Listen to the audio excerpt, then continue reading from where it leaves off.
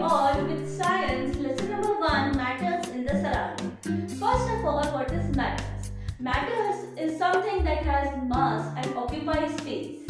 That is what matter. Matter is made up of small particles called atoms.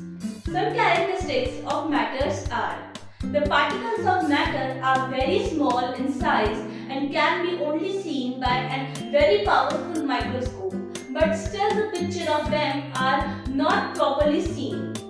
The particles have spaces between them and is constantly moving. The particles have force of attraction between them. So our next topic is diffusion. But before starting with diffusion, let's perform an activity in which we will see how diffusion takes place. So for this I have taken a glass of water and 2-3 drops of ink. Let's add this 2-3 drops of ink to this water.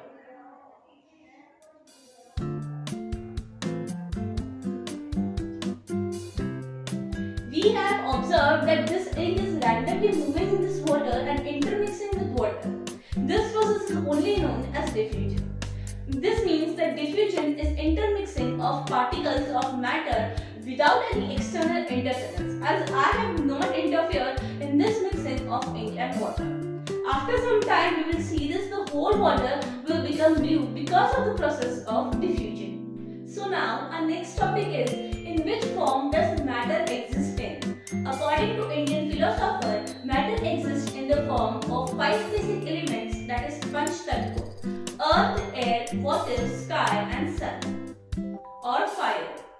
Or we can say that matter exists in the form of 3 states: solid, liquid and gases. Now we shall see the 3 states of matter. First, in solid, force of attraction between the particles is very high. It has definite shape and volume. It has high density and cannot be diffused. These are characteristics in solid. Now let's see in liquid. In liquid, force of attraction between particles is comparatively less than solid. It has non-definite shape but has a definite volume. Density is less compared to solid. Kinetic energy between the particles is high and can be diffused easily. As we see the example of water and ink, that was the example of liquid in which the diffusion takes place very easily. Now let's see gases. The force of attraction between the particles of gases is very less. It do not have a finite shape, neither a finite volume. It has a lot of kinetic energy and can be diffused very easily.